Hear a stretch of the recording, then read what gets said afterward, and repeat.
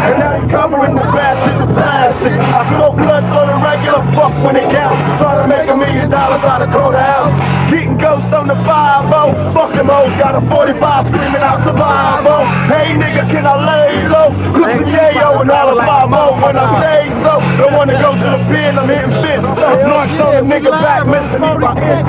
And they say how do you survive weighing 155 in the city where the little niggas die? Tell mama don't cry, cause even if they kill me, they can never take the life of a real G. I'm getting money. Yeah, bust that shit. I'm getting money. And if you die, you's a buster, cause real niggas don't die. Tupac on you. Die, you's a buster. Real niggas don't die. That shit come out.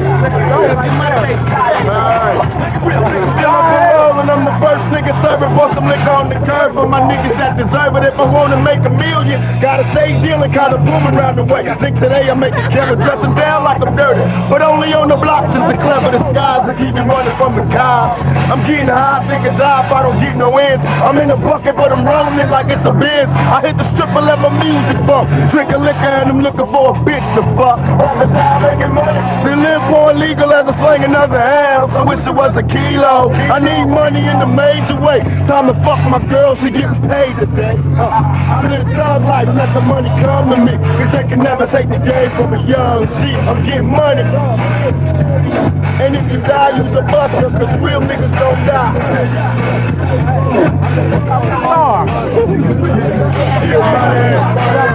Jumping down that game, sell on that shit. Get money, get money. Damn if I don't, and damn if a nigga do.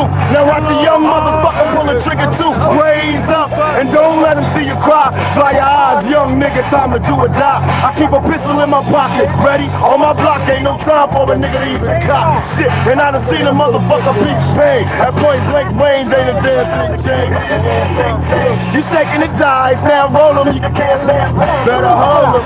Cause they don't tell them what you might hold. You might hold, I'm a psycho.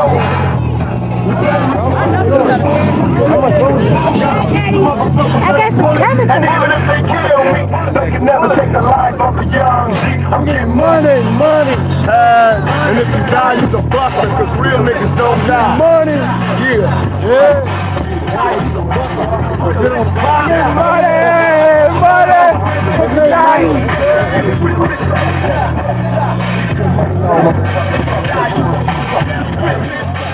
I'm up before the sunrise, first hit the block, little bad motherfucker with a pocket full of rocks, learn to throw them things. Après une intro pareille, les gars de Billboard vont dire que Jay-Z est le plus grand rappeur de tous les temps. Après une intro pareille, tu vas voir un toka comme Jimmy Brooks utiliser les AI pour salir la mémoire d'un individu aussi gigantesque que ce qu'est le gars qu'on voit sur la photo là. Sincèrement, moi ça me donne des frissons quand je vois encore juste cette vidéo là. Ça, c'est... S'il faut résumer l'album dont je vais vous parler là, la vidéo que vous avez vue le résume parfaitement l'album Thug Life Volume 1. Et le pire même, la chanson qui passait là, I'm Getting Money, ce n'était même pas... ça n'a même pas été gardé par Interscope et Interscope. Il y a plein de unreleased de l'album Thug Volume 1 là, que Interscope a un peu bloqué un peu parce qu'il disait que c'était un peu trop hardcore, trop hardcore. Je sais même pas qu'est-ce qu'il y a hardcore, si hardcore que ça dans ce qu'il raconte. C'est juste la réalité de ce qu'il vit quoi. La réalité de son environnement, je sais. Mais les mecs qui ont bloqué ça, il y a toute une partie de unreleased encore de Thug Volume 1 là, qui est génial. Tu te dis merde, ça n'est même pas entré dans l'album là. Pour moi, ce son que vous entendez là, je pense que c'est le meilleur son ça devrait être le meilleur son de l'album, même si l'album est génial. L'album est déjà magnifique, il y a 19 suivants, Thug Life Volume 1, d'un pur classique, le street album. Cet album est vraiment la quintessence de la vie dans le ghetto. S'il y a un album qui a bien compris les problématiques et la vie dans le ghetto, c'est en écoutant ça, c'est une chronique de la vie.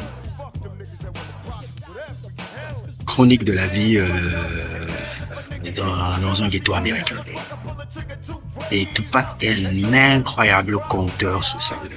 Même pas seulement lui, hein, il y avait des gars qui étaient excessivement géniaux, Big Psych, Moprime, et tous ces mecs-là qui étaient là, mais la manière dont il raconte le parcours de Hustler, il raconte le parcours des mecs de la rue qui essaient de s'en sortir, la façon dont il le raconte, merde, tu es vraiment plongé là-dedans. Thug Life Volume 1, et c'est lui qui le résume parfaitement. Thug Life, son groupe qu'il avait formé, c'est un peu pour moi sa version un peu de Black Panther ou sa version un peu comme un peu son idole. Chrissy Prince avait le Revolution et le New Power. Tupac a eu comment on appelle ça, il a eu Thug Life et il a eu Outlaws après quelques années après quand il était à Detroit, là il a eu Outlaws aussi, qui a été aussi son autre groupe aussi, c'est un peu le même truc. Lui, son idole c'est Prince, je ne cesserai jamais de le répéter chaque fois que les amateurs un peu qui vont juste regarder Tupac sur une image ne comprennent pas les subtilités du personnage. Son idole principal c'est Prince, on va aller le regarder partout, c'est Prince, ça a toujours été Prince, ça a toujours été Prince et tout et dans cet album là, dans ce truc là vraiment qui est une chronique de la vie. Déjà ces albums là où Tupacalypse Now était très politique, Clip from My Niggas est un hommage à c'est Pimp, c'est Hustler. Thug Life Volume 1 de ce groupe là, c'est beaucoup vraiment la chronique de la vie dans un ghetto, la chronique de la vie des Hustlers, la chronique de la vie des people. Regardez un peu le temps de 1h32 heures de perspective. Et Tupac a su vraiment, on dit en anglais embody, il a su prendre vraiment tout l'environnement de ce milieu-là pour le représenter de la manière la plus claire possible. Et quand j'écoute cet album-là, je vois un peu, je peux comprendre un peu ce que ces gens-là vivent, ce que ces gars-là vivent, quel est le quotidien un peu de personnes qui vivent dans ces milieux-là. Même moi qui n'ai jamais vécu dans ces milieux-là, je peux empathiser, non pas pour avoir pitié ou quelque chose comme ça, mais je vois ce que ça donne d'être dans un environnement aussi difficile. Et ce que ça crée, est-ce que les problématiques que ça crée, et Tupac la raconte parfaitement. Ce n'était pas forcément un gangster. C'est pas un gangster. C'est quelqu'un qui avait compris les gangsters qui volent. C'est quelqu'un qui avait compris les hustlers qui volent. C'est quelqu'un qui avait compris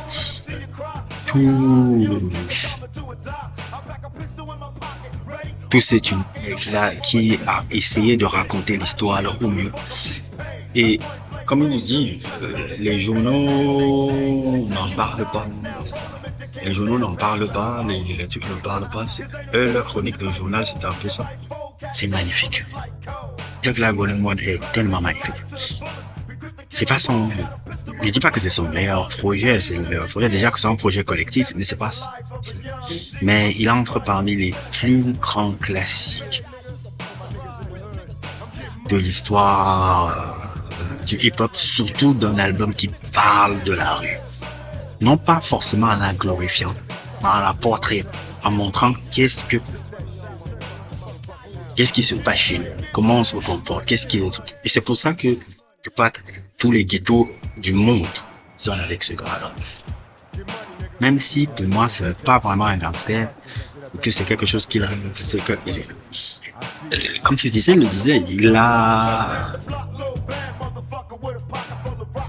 l'identité Thug, il a pris ça comme un thème. Tupac found himself in a similar dilemma. Like Prodigy, he had a cultured mother who raised him to be incredibly informed about arts and politics.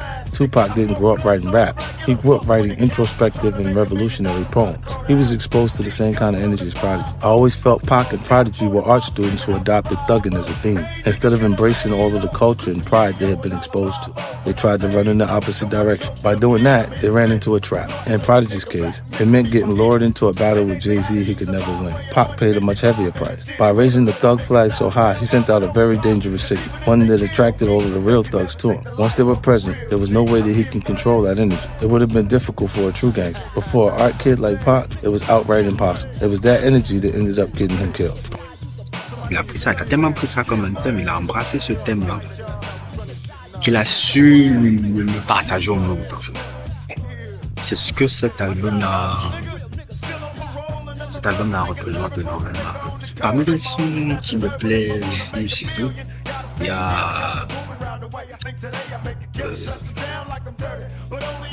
a comment ça s'appelle encore? Il y a Glory Meiji, il y a Bora de Liquor, il y a énormément encore de morceaux, Cradle to the Grave,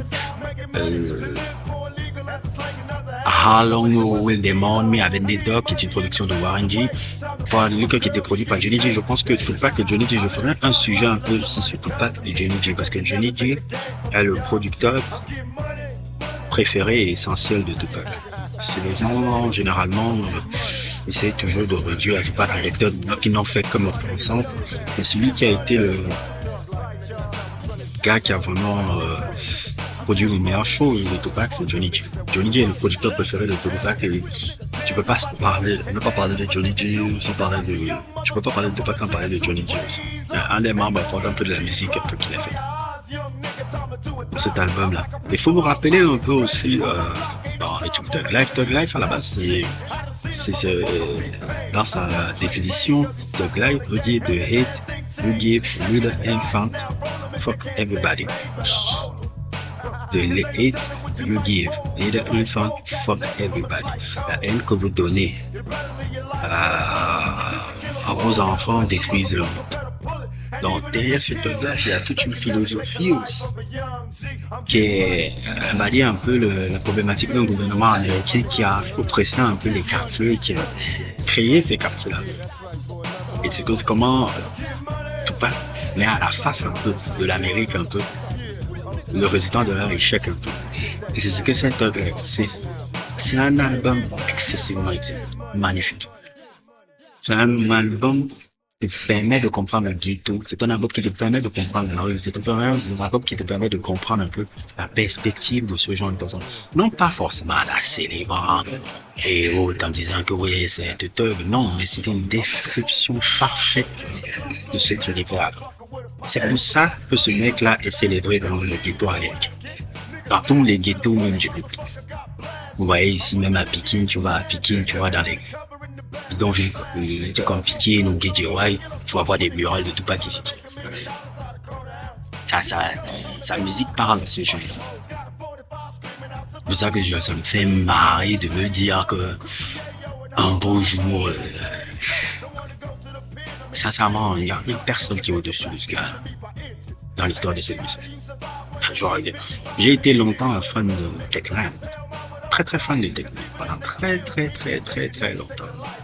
Je l'avais même vu, pour ceux qui ont vu ma chaîne, les Hip Hop 50, ils avaient fait un classement.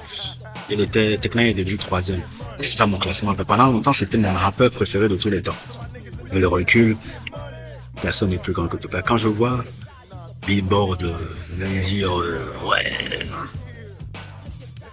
Jay-Z le plus grand rappeur de tous les temps, je me dis mais franchement, dans quel monde? Tupac c'est numéro 1. C'est numéro 1. Il n'y a même pas. Personne n'a eu ce charisme-là. Personne n'a eu cette énergie. Personne n'a eu ce profil-là. Tout le monde a voulu imiter ça, mais personne ne peut l'aider. C'est elle. C'est Marlon Brando, c'est James Dean, c'est tous ces gars. Thug Life est vraiment un album fabuleux. Et même les unreleased, au risque de me répéter, les unreleased, c'est ça qui est le plus marrant des unreleased, que Interscope avait bloqué et autres, qui sont tout aussi géniaux, te montrent un peu comment tout l'album était dense et comment il aurait pu avoir beaucoup de choses. Et franchement, je vous conseille de l'écouter. Si vous êtes des fans de Tupac, si vous êtes des trucs de Tupac, c'est vrai que les gens La plupart des fans de Tupac ne parlent pas beaucoup de cet album-là, sauf les fans hardcore. Les fans hardcore qui te parlent de Thug Life, qui parlent de ces trucs-là. Les gens parlent toujours. Ils ont mis alors que c'est vraiment l'album, c'est pas seulement un super album, mais c'est vraiment le moins bon album de sa discographie. Tout ce que je peux vous souhaiter, c'est vraiment d'entrer dans la discographie de ce mec et surtout Thug Life est un fabuleux album que je ne peux que vous conseiller. Bref, je crois que ce sera tout pour moi, je ne vois pas d'autres choses et tout. Ah oui, qu'est-ce que je voulais ajouter? Oui, on pourrait dire aussi que, bon, en tout cas, on parle de Thug Life, ça s'est mal terminé parce que comme il y a eu justement l'histoire du White Studio et un de ses amis qui s'appelait Big Stretch, tout, c'est là où le groupe a été dissous. D'ailleurs, même une anecdote, aussi Notorious Big devait être dans ce groupe.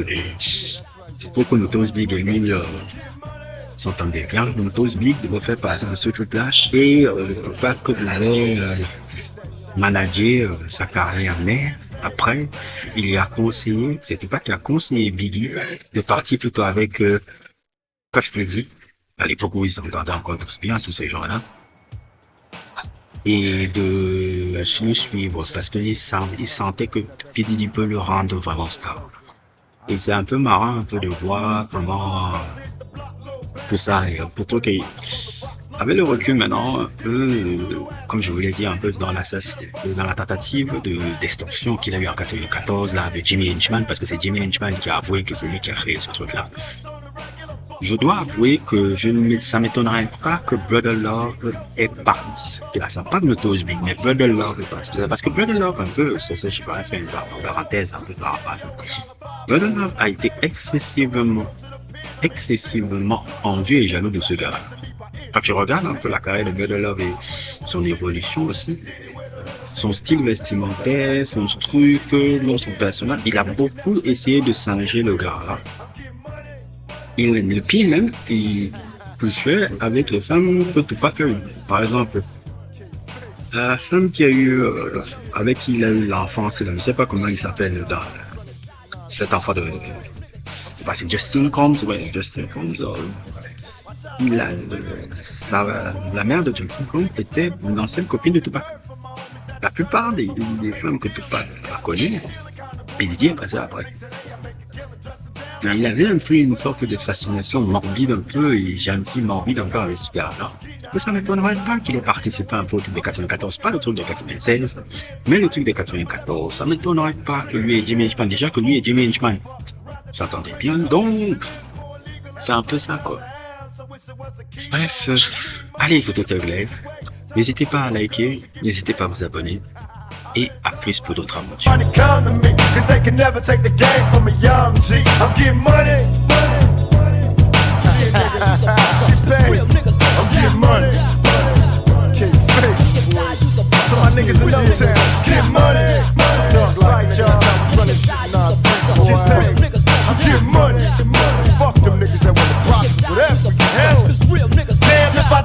And damn if a nigga do.